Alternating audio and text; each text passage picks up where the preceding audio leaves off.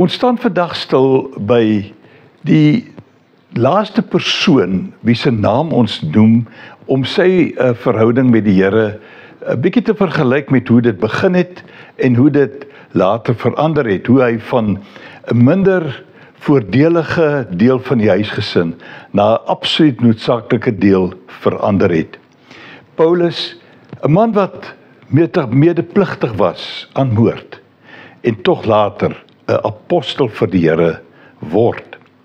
Handelinge 8 vers 1 en die eerste gedeelte van vers 3 sê die volgende: Ook Saulus, dit was die naam waar hy aanvanklik mee bekend was, het Stefanus se moord goedgekeur. En dan lees ons in vers 3 dat Saulus het die kerk probeer uitroei. Hy was oortuig daarvan hy doen die regte ding. Hy was oortuig hy staan in diens van God.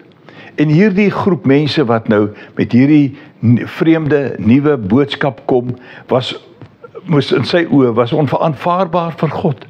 En hy sou die regte ding doen as hy hierdie mense uitroei. Maar God besoek hom en daar verander sy lewe totaal en al. Hy word een van die belangrikste persone in die Bybel.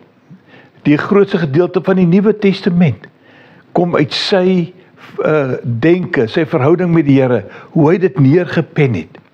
En in Galasiërs 1 vers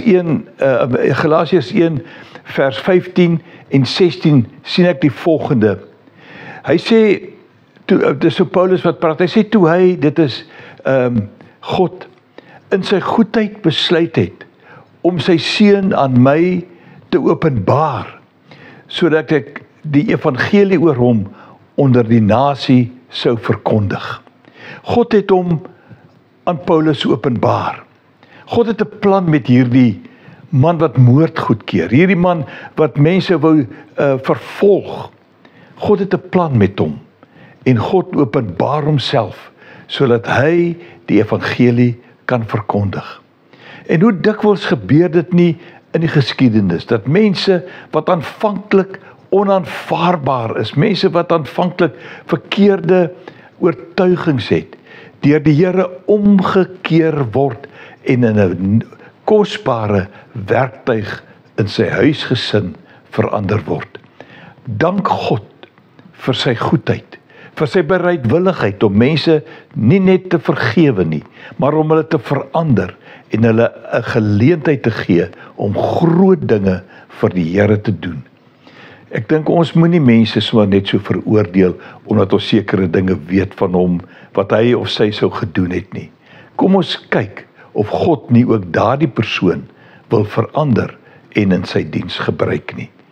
Ek en jy is dalk deel van daardie mense.